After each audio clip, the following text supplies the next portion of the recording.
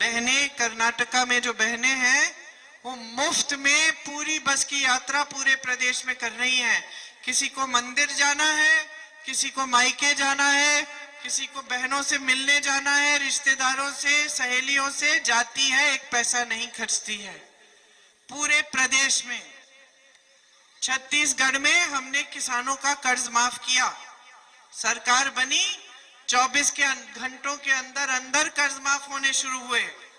यही मध्य प्रदेश में किया, यही राजस्थान में किया। जहां जहां हमारे प्रदेश सरकार है वहां पुराना पेंशन मिल रहा है, कर्मचारियों को पुराना पेंशन मिल रहा है। ये होती है सही नीतियां। जो राजनीति आपने अपने क्षेत्र में देखी है इंदिरा जी के समय से, पंडित जी के समय से मैं कहूंगी, और इंदिरा जी के कार्यकाल से, मुझे बोलने दीजिए उसके बाद आ जाइए। इंदिरा जी के कार्यकाल में आपने देखा यहाँ कितना विकास हुआ। बाद में सोनिया जी ने विकास किया। आपने एक राजनीतिक परंपरा स्थापित की। क्या थी वो परंपरा? कि बड़े से बड़ा नेता हो, आपके प्रति जवाबदेही है। मतलब आपका काम नहीं करता तो आप सवाल उठाएंगे, आप बोलेंगे कि भाई इस बार वोट नहीं मिलेगा। आपको इंदिरा जी की एक नीति पसंद नहीं आई, आपने चुनाव हरा दिया। इंदिरा जी जैसी महान हस्ती को आपने हरा दिया और इंदिरा जी नाराज नहीं हुई, आत्मचिंतन किया, कहा कि अगर जनता ने हराया, मुझसे कुछ गलती हो गई होगी, गलती दुरुस्त की, 3 साल में वापस आई, आपने जिता दिया। यह है आपकी राजनीतिक चेतना, यह है आपकी राजनीतिक जागरूकता। इसको बनाया रखना बहुत बहुत जरूरी है आपके लिए। आज देखिए आपके क्षेत्र में क्या हो रहा है। माता जी सांसद हैं, भाजपा के प्रत्याशी कौन है? भाजपा के प्रत्याशी जो हैं, उनका काम क्या है?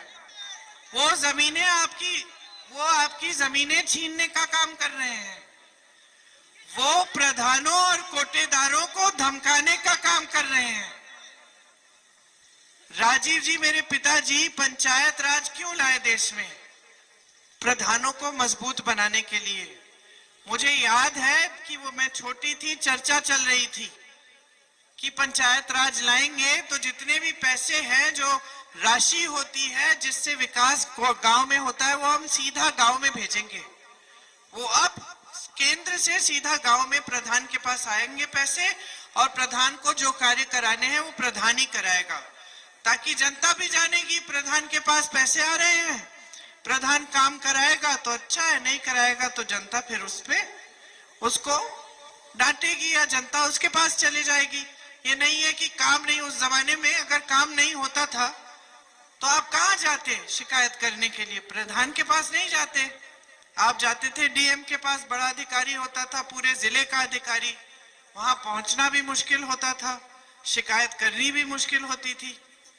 तो ये जो पूरी योजना थी पंचायत राज की, ये इसलिए बनाई गई ताकि गांव मजबूत बने, प्रधान मजबूत बने, प्रधान को स्वतंत्रता मिल जाए कि उसको कहां खर्च करना है, कैसे करना है, विकास कैसे करना है गांव का। माता जी आई, मनरेगा लाई, 100 दिन का रोजगार आपको मिला। अब ये भाजपा के यहाँ के जो प्रत्याशी हैं, सुबह से शाम तक प्रधान को प्रताड़ित करते हैं, कोटेदारों को प्रताड़ित करते हैं। यहाँ का कोटेदार वैसे भी मुसीबत में रहता है।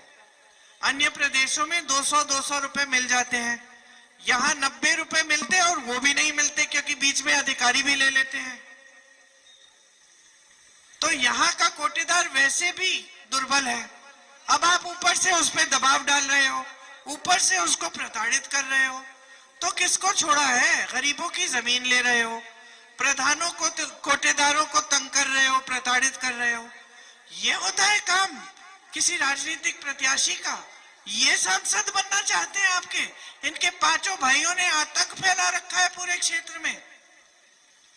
सांसद आपके मेरे भाई अगर बनेंगे तो आप देखना, माता जी का काम आपने देखा है कि किस तरह से काम होता है, झुक के आता है आपके सामने। माता जी कभी अहंकार को लेकर नहीं आई आपके सामने, हमेशा झुक के आई।